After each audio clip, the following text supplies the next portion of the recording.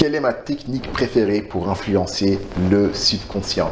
Bonjour à tous et bienvenue sur Livre Hypnose. Alors pour ceux qui ne me connaissent pas, je suis Jordan Mézance, praticien en hypnose et créateur de Livre Hypnose. Depuis maintenant plusieurs années, j'accompagne les personnes qui m'en font la demande et je les aide à atteindre leur objectif en termes de bien-être et de développement personnel. Et aujourd'hui, je réponds à cette question qu'on m'a posée il y a quelques jours, tout simplement. Quelle est ma technique préférée pour réussir à influencer le subconscient dans le sens qu'on veut l'influencer? Vous le savez, aujourd'hui, il y a beaucoup de techniques qui sont dans le développement personnel. Vous avez la PNL, vous avez l'hypnose, vous avez le MDR, vous avez un panel technique incroyable. Je pense qu'on n'a jamais eu autant de techniques, autant de médiatisation sur ces techniques pour réussir à influencer le subconscient et pour réussir à, entre guillemets, sa vie.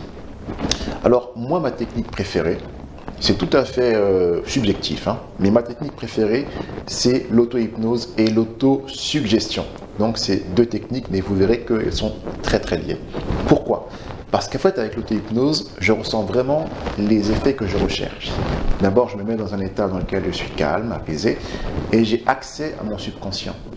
Et avec l'autosuggestion, je vais me répéter les phrases et les idées. Donc, bien sûr, en respectant les règles de la suggestion, c'est très important, sinon ça ne marche pas. Donc les phrases et les idées qui vont faire que le nouveau comportement que je vais adopter va se mettre en place dans ma vie. Bien sûr, pour ça, il faut aussi avoir foi dans ce qu'on fait, il faut être discipliné et il faut être régulier. Sinon, ce n'est pas la peine. Mais en travaillant comme ça, je suis convaincu que, comme j'ai dit, les idées que je veux implanter dans mon subconscient vont se mettre en place.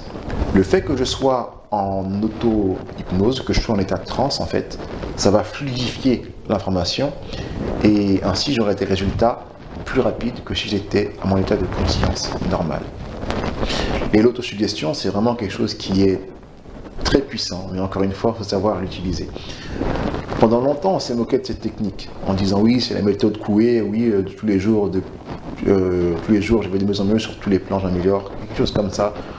Et les gens se moquaient de ça parce qu'ils pensaient que... Enfin, ça a été caricaturé en tout cas. Mais en fait, il faut réussir déjà à développer une concentration. À développer une concentration pour rester concentré sur l'idée qu'on est en train de s'implanter dans l'esprit et sur les sensations réelles que cela peut nous apporter.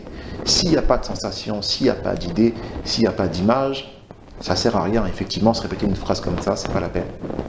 Quoique, ça a déjà quand même son petit effet.